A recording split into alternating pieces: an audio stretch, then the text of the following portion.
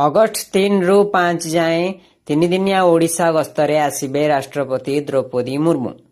ତେବେ ସୂଚନା ଅନୁସାରେ ଓଡ଼ିଶା ଗସ୍ତରେ ଆସୁଛନ୍ତି ମହାମହିମ ରାଷ୍ଟ୍ରପତି ଦ୍ରୌପଦୀ ମୁର୍ମୁ ଆସନ୍ତା ଅଗଷ୍ଟ 3ରୁ 5 ତାରିଖ ପର୍ଯ୍ୟନ୍ତ 3 ଦିନିଆ ଓଡ଼ିଶା ଗସ୍ତରେ ଆସିବା କାର୍ଯ୍ୟକ୍ରମ ରହିଛି।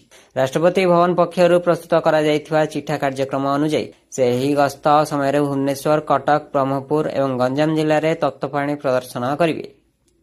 ଏନେଇ ରାଷ୍ଟ୍ରପତି ଭବନ ପକ୍ଷରୁ ପ୍ରସ୍ତୁତ ଖସଡ଼ା କାର୍ଯ୍ୟସୂଚୀ ରାଜ୍ୟ ସରକାରଙ୍କୁ ପ୍ରଦାନ କରାଯାଇଛି। ଏହି ଗସ୍ତ ପାଇଁ ଓଡ଼ିଶା ସରକାର ଏବଂ ସମ୍ପୃକ୍ତ ବିଭାଗଗୁଡ଼ିକୁ ଆବଶ୍ୟକୀୟ ବ୍ୟବସ୍ଥା କରିବାକୁ ଅବଗତ କରାଯାଇଛି। ମହାମହିମଙ୍କ ଗସ୍ତକୁ ଦୃଷ୍ଟିରେ ରଖି ରାଜ୍ୟ ପ୍ରଶାସନ ପକ୍ଷରୁ ସୁରକ୍ଷା ଓ ଅନ୍ୟାନ୍ୟ ଆନୁଷଙ୍ଗିକ ବ୍ୟବସ୍ଥାକୁ କଡ଼ାକଡ଼ି କରାଯାଉଛି।